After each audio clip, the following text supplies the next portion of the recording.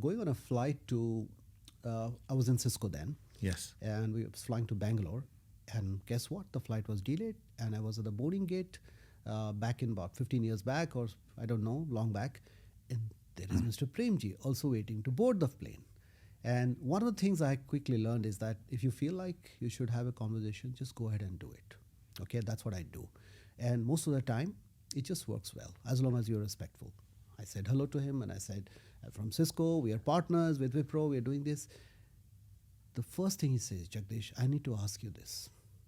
We made an acquisition, something in the data center space. What do you personally think about that acquisition? Do you think it has synergy with what we are trying to do, because you understand our data center?" So he business?" doesn't know you. He's never met you. He's never met.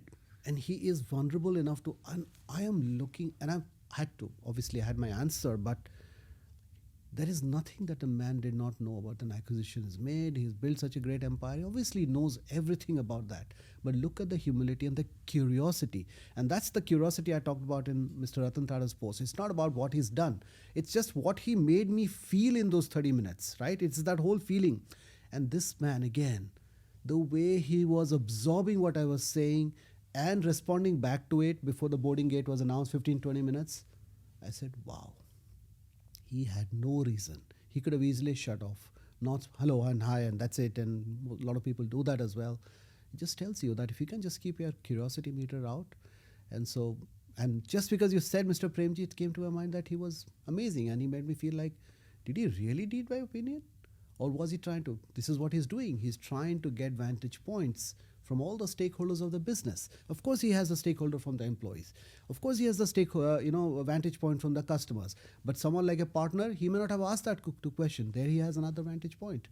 And he's just absorbing it. And he kind of typified exactly the point you made just a few minutes ago. In like, if you want to say something or if you want to ask something, just do it. And he probably was at the whole next level where he met you. Yes. And he said, what do you think? I've just made a big business decision. Yeah, I'm just a kid there. I mean, he didn't have to even, but he was engaged. And as a leader, I think for those aspiring, I think there's a big lesson there. Yeah. Your source of information could be from anywhere, anytime. It doesn't have to be formal. It doesn't have to be the few data points only or the few touch points. Correct. Wow, what a phenomenal story. It's amazing.